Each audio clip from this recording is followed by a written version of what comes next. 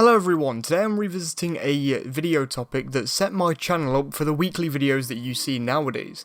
And my first video in this long line of weekly videos was called Dungeon Locations That May Be in Breath of the Wild 2.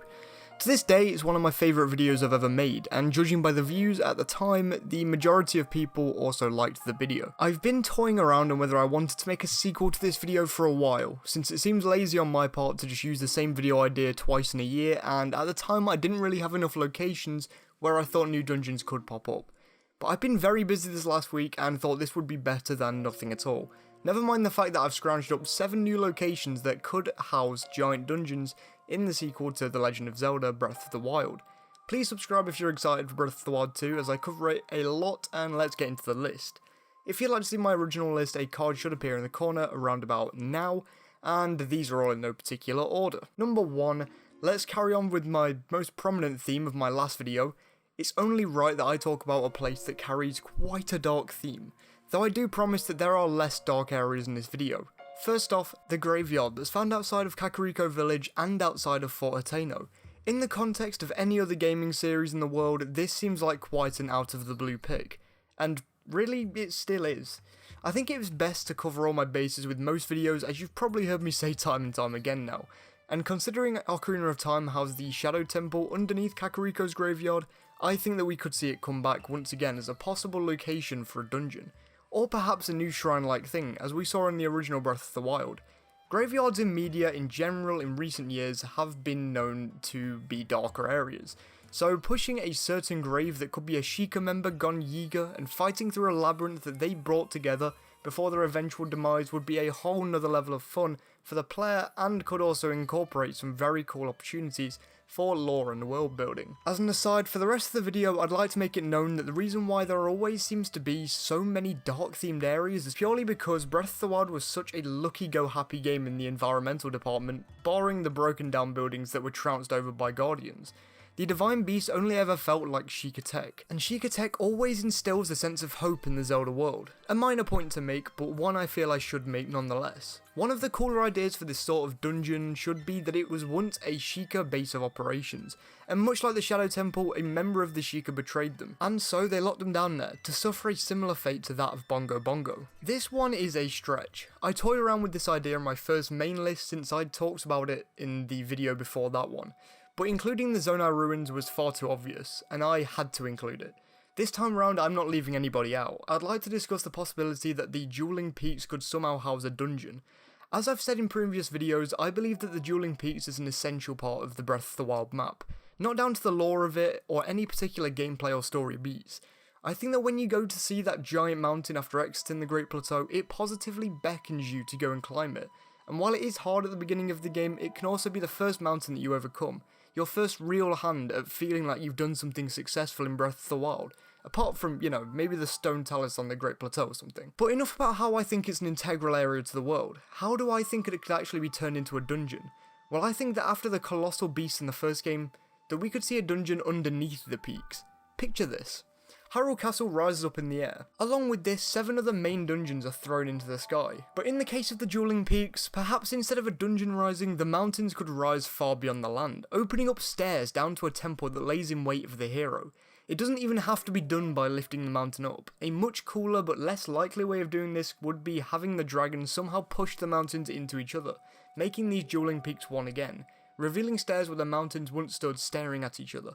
Now that would be some great stuff, and would incorporate some pretty cool dialogue with dragons and Link somehow. Let's get into another mountain. This one seems a lot more likely to house a dungeon, as it's quite a large part of the Breath of the Wild lore. Zelda couldn't climb Mount Lanayru until she was at least 17 years of age, so when she was 17 she made the trip up the mountain, and by the time she'd come back down the calamity had struck. It was the final place Zelda was before the calamity. Perhaps her prayers did mean something to the 3 goddesses, and without realising it she opened up an entrance to a dungeon for Link to explore. Of course, this would probably be a snow-themed dungeon for the game, which I would personally appreciate a lot. Even if Zelda didn't open up something with a voice, the point still stands that in the next game, Link could open a once forbidden door or something with this new hand ability that he seems to have acquired. This area doesn't have much of a reason for being on this list, truth be told. The reason why it's on here is purely down to the fact that it could appeal to the current theming of Breath of the Wild 2 that we've seen so far. So far we've seen the hero and the princess seemingly underneath Hyrule, This has led many to believe that we may be able to traverse underneath Hyrule in the next bout with Ganon, and if this is true, then I think that we could see the return of a fan favourite enemy from both Age of Calamity and Breath of the Wild. He's the big Yiga leader. He's the big bad banana eater himself, Master Koga. While his boss fight in Breath of the Wild was fairly lackluster, even when compared to the Blights, it always seemed like there was supposed to be more to the battle. What if Link is tasked with jumping into the endless black hole seen in the Yiga hideout to figure out some of the lesser known secrets of the Yiga clan down there? Who knows, perhaps the Zonai have been hiding out underneath the Gerudo wastelands for years now, and when they saw Master Koga fly down that hole, it was the exact right moment to finally declare a new leader to the now defunct clan. And for the time between the first and the second game, they trained Koga to become more than a master, more like an overlord, capable of more than a measly Yiga peasant. And so Koga becomes a more serious threat rather than just a joke throwaway boss. It could also be the desert themed dungeon of the game, and it would be amazing to revisit the character to a time when he takes his work more seriously. These last three might just be my best picks, with the most ground of any of them to stand on. And it really seems like at the very least a couple of these could come to fruition, so let's begin. First of all, let's go back to Ocarina of Time, or perhaps even the Wind Waker, or any game where the Great Deku Tree plays a role. In every single Zelda game where he's a character, Ganon or Ganondorf plays some sort of dastardly spell on the tree, or otherwise messes the Deku's plans up, and most of the time this can be quite detrimental to the plans of Link as well. What if once Ganondorf wakes up from this underground slumber he seems to have been sentenced to, he comes out packing and causes chaos straight from the beginning of the game? He jumps out of that cave with a bang and instantly curses that Great Deku Tree that we've already seen have a fairly large connection to Link. To showcase how much damage Ganondorf can do in human form, the developers could let Ganondorf start destroying the tree from the start, and to save the tree you must once again climb inside of its mouth. Utilising the same dungeons later in different timelines has been done in the past, and even if this weren't the case, it would be quite a cool callback to Ocarina of Time. Especially since in my version, I could see it being the first dungeon of the game. It shows the damage Ganondorf can do to those closest to you, especially if your efforts of saving the Great Deku Tree are thwarted once again and he still dies. And it also shows the new fans of the series that were brought through in Breath of the Wild just how these more themed dungeons are played with. An interesting premise to be sure. My penultimate pick is an area that I haven't talked about at all over the past couple of videos.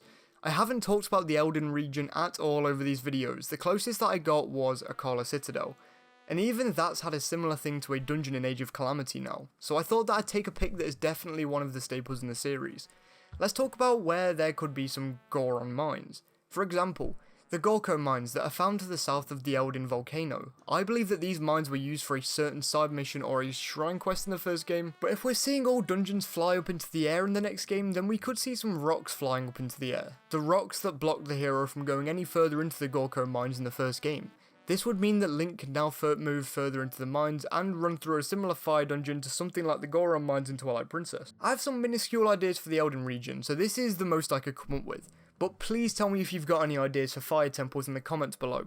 Thank you. Finally, and the most obvious out of every single other one of these ideas, is the idea of a theoretical floating Hyrule castle that may even be captained by Ganondorf himself. More likely, in my opinion, for the theme of the game would be venturing to the depths of Hyrule Castle. A giant hole left in the ground by the rising of Hyrule Castle could have set off naturally made stairs in dirt that you slowly make your way down.